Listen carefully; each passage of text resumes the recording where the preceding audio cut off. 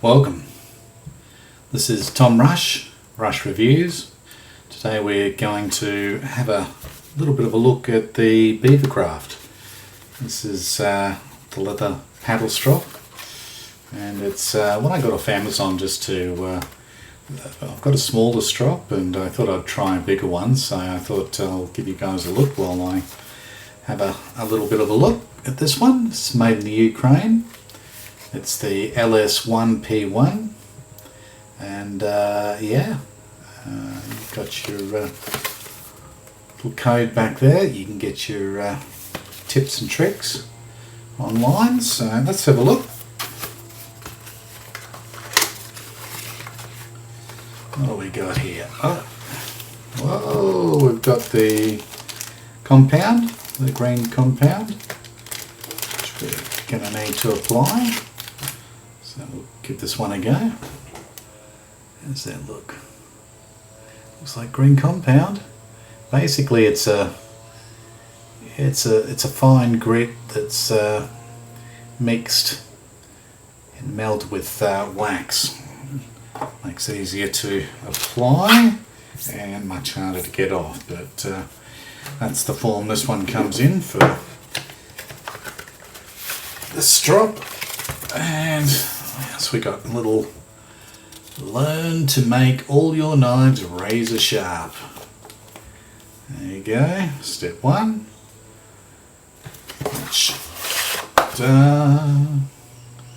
That is the BeaverCraft burnt into their side there in the Ukraine, and the wood, which I'll tell you about once we've had a bit of a go at it. Now, one side of this one is like a rough side. I'll just give you a look at the thickness of that too. You can see the rougher side is, it appears to be slightly thicker. So and the thinner side, well, so you've got the rough side of the leather and the smooth side of the leather. Now, this BeaverCraft one is quite dense leather, it feels, so I imagine that this should be quite good for not rolling the or rounding off the edge. So yeah, you've got that. Step one, step two, apply the compound, and boy, they're putting a lot of compound on there. I don't think we'll be putting quite that much on. Step three, angle the at the correct angle for your particular blade, and step four, stroke it away, not into the leather. So alright, that's that. Let's give this a go.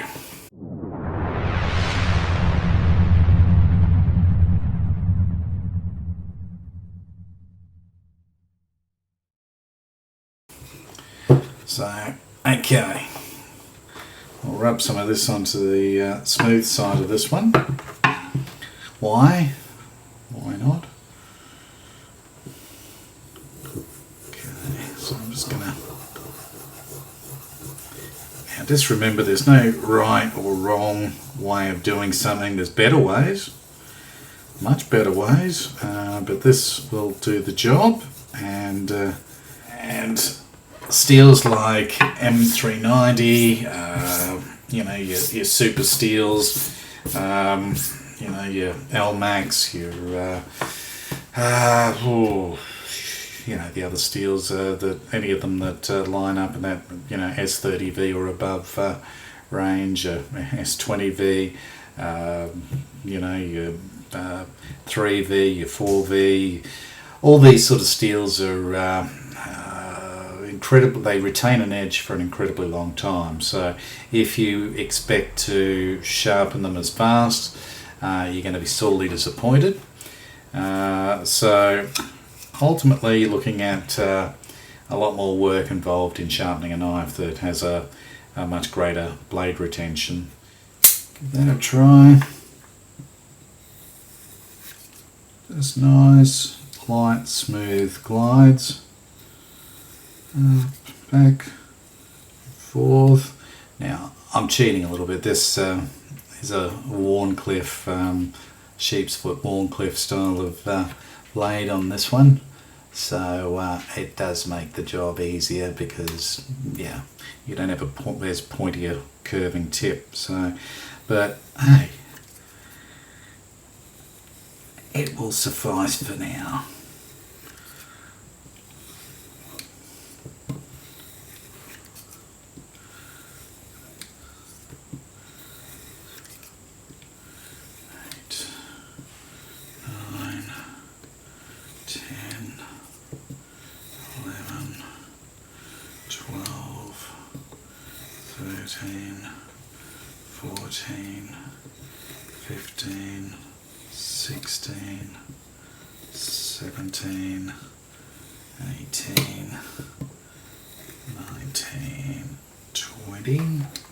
And 1, 2, 3, 4, 5, just to clean it up. But is it sharp? Will it chop? I don't know. We've got our little thing from earlier, and I use this every second day to third day in rotation with a few other little EDC knives, so we'll give it a go. Hopefully it's sharp. Does it shave? I'll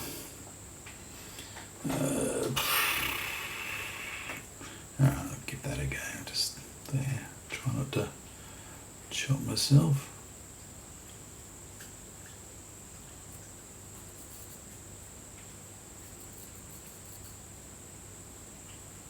Oh. And yep, that has taken off a clump of my old man hair there. So it definitely shaves. Now I'll get a nice bald spot there. And let's see.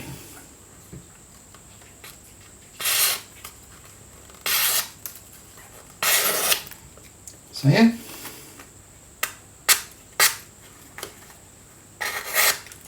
What I actually use are these 3 ceramic stones mainly, which are the at-home ones. So I've got the medium, which is a Spyderco medium, so it gives you some idea of the size of it. And it's about 2 inches across and about 8 inches long. And this one is the fine grit, which is a white, but a little bit porous, more porous. That needs to clean. Yeah, you can see it picks up the bits of metal there when that needs to be scrubbed out with a scourer. So, and then I've got the ultra fine. That's the, if it'll focus, that's the ultra fine. And this one is, yeah, I love this stone. None of them get that, ceramics don't seem to get that belly in them like water stones do either, or even you know, your aluminium oxide wet stones and oil stones, that sort of thing. So they do an awesome job. Normally you'd start at, if your knife is relatively not, you know, it's dull but it's not needing repairs or reprofiling, I'd go the medium, then I go the fine, then I go the ultra fine, then I go the strop. So it's already pretty damn sharp the time it's razor sharp the time it's got the ultra fine. To be honest, all you'd probably need is that stone there and give it a bit of a strop, and you're probably laughing, along with a reprofiling or another stone, preferably diamond, to get rid of the chips or rolls that you get in the steel when you're chopping through bone and bits of wood, hardwood, that sort of thing. But yeah, that's just the Felniven DC4. Comes with its own little honing pouch, if you like. I wouldn't compound that, but I have used it as it is real leather on this one. I don't know if they still are these days. And yeah, works a treat. You've got the diamond on one side, which is coarser, and then a fine, I'd say, on this side here.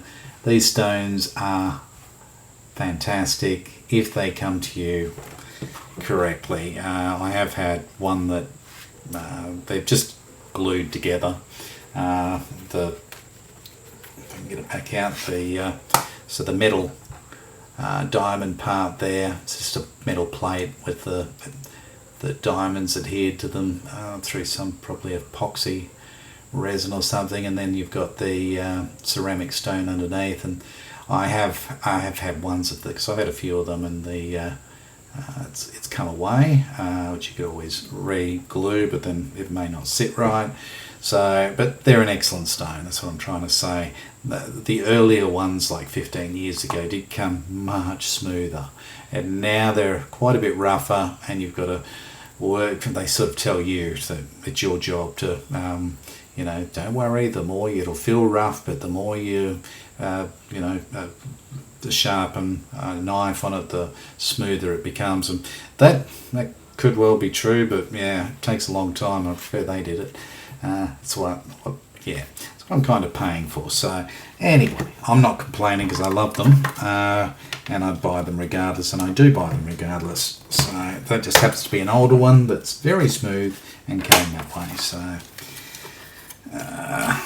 that's it. That's the Spyderco stones. I'll do another review on those one day, and well, let's just see how well they work, and then we'll have a go at the hone at the end and see if we can get them a knife that's dull, razor sharp. That was just a quick look today to let you see what I picked up from Amazon, and I'm looking forward to seeing you next time. The watch I'm wearing today is Seiko Turtle. It's one of the original, or not original, it's one of the ones that came out before the King.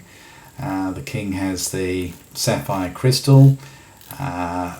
This one just has the normal glass, hardlex, and it's a big watch, but it really doesn't look big. It's the way it's got that cushion case. It sits beautifully on the wrist. It's just, you can see how much it's making contact. But yeah, I love these watches, as you well know if you watch my channel, and yeah. So there'll be more of those coming too. But I'll do a review on watches one day. But look, thanks very much. I'm sorry it's been such a long time since I've uploaded a video. It's been Christmas. It's been crazy.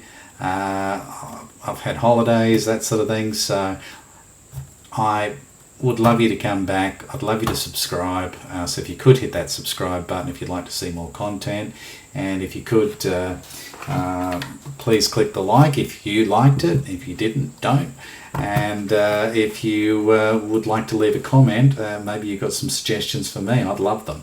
The only way I've learned all this is through my father, who used to make knives, and and he was a fitter and turner by trade.